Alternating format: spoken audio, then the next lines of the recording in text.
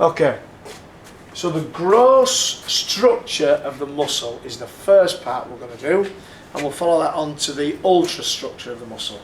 So I'm going to talk through this diagram. All right. Point number one, possibly I want to talk about is it's not actually muscle cells. Okay, there's a bit on there that says the cells that make up muscle are so different that they're actually called muscle fibers. And this leads me into all these S words we're going to talk about, right?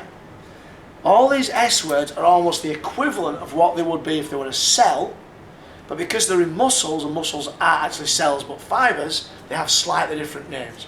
For example, if this is a bundle of muscle fibers which actually makes up the muscle, and then they love this diagram as it kind of zooms in, all right, and takes it to smaller and smaller structures, right? But when we are looking at a muscle fibre, a single muscle fibre, that's what you would associate as a cell in the old days, all right? Well, not in the old days, but in muscle terms, we're not calling them cells, they're not cells. They are surrounded by what you might associate as a cell membrane, but it's not called a cell membrane because it's not a cell, it's called a sarcolemma, all right? So it's a sarcolemma that surrounds the muscle fibre.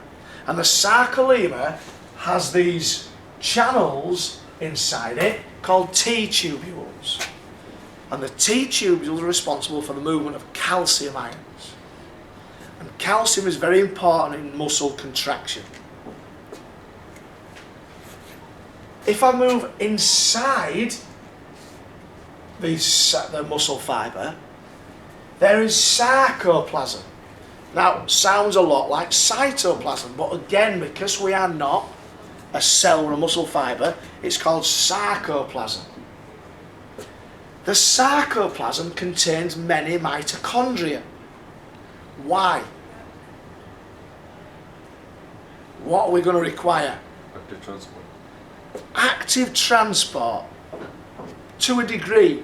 But what is the main reason for ATP in a muscle fibre? Well, for contraction. For contraction, all right? So there are many mitochondria to provide the ATP for muscle contraction, which we're going to talk about that mechanism later on.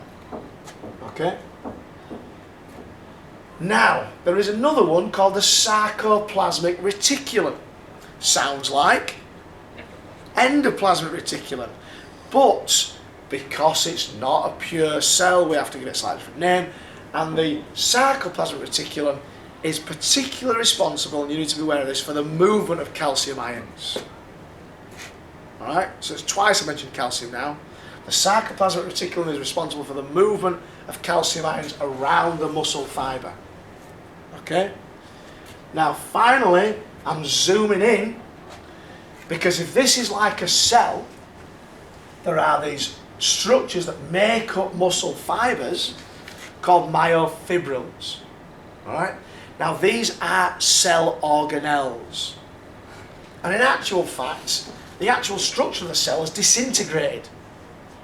We've still got a membrane, and all the nucleuses aren't found in individual components. They are found across the width of the myofibril.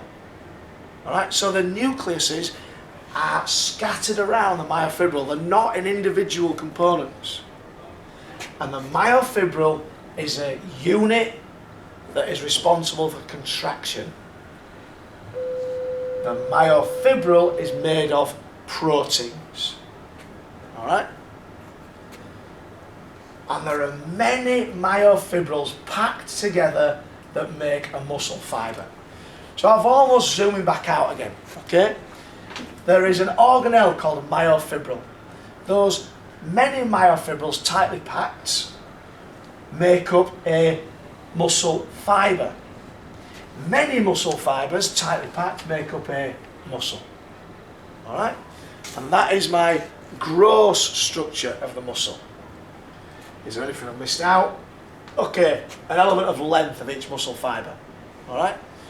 300 to 30 as the largest and the smallest muscle fibres, millimetres.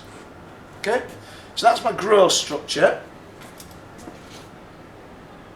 Now I need to zoom in and I'll just show you this first.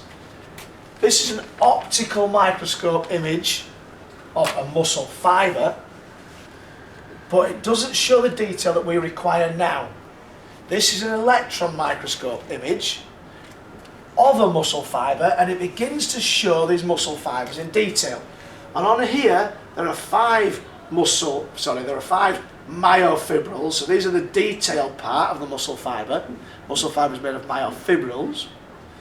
These are muscle fibres. Inside them there are myofibrils. These are 5 myofibril strands. Can you see them?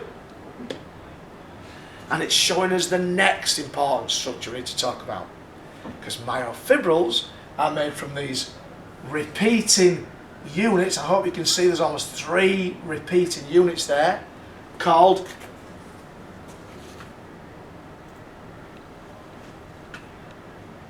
the sarcomere.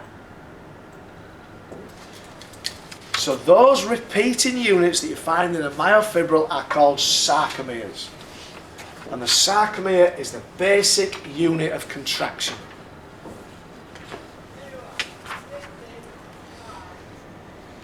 A sarcomere is made of 2 types of protein.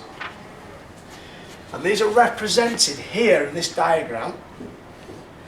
And the 2 types of protein are called actin, which is thin, and I always remember it that way. Actin is thin. And myosin, which is said to be thick.